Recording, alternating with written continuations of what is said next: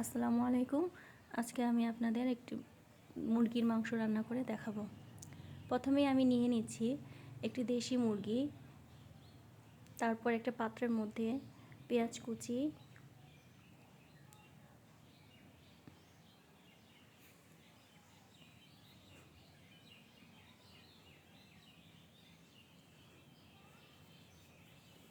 তারপর কাঁচামরিচ কাটা,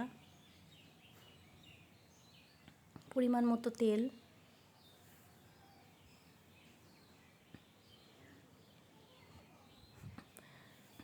তেজপাতা, ভালোভাবে নেড়ে চেড়ে নিতে হবে। পরিমাণ মতো লবণ,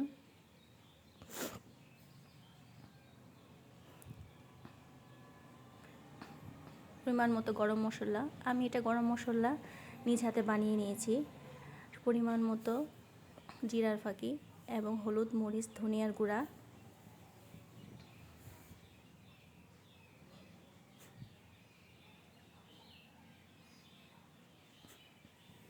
আদা রসুন বাটা, সামান্য পরিমাণ পানি দিয়ে ভালো করে কষাতে হবে মশলাটাকে। যখন মশলাটা কষে আসবে তারপর আমি এর মধ্যে মাংসটা দিয়ে দেব।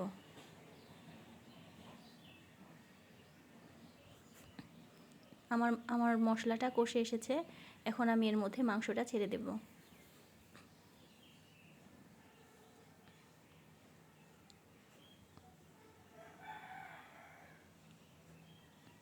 মাংসটাকে ভালোভাবে নেড়ে চেড়ে তারপর ঢেকে দেব, যাতে তাড়াতাড়ি সেদ্ধ হয়ে যায়।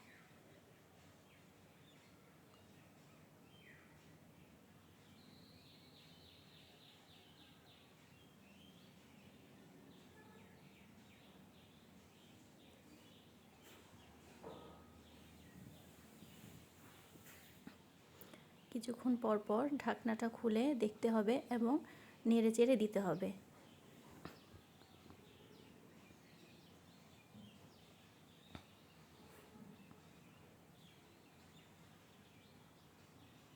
আমার মাংসটা হয়ে গিয়েছে। এখন গরম গরম পরিবেশন করতে পারেন আপনারা এভাবে রান্না করে। খোদা হাফেজ।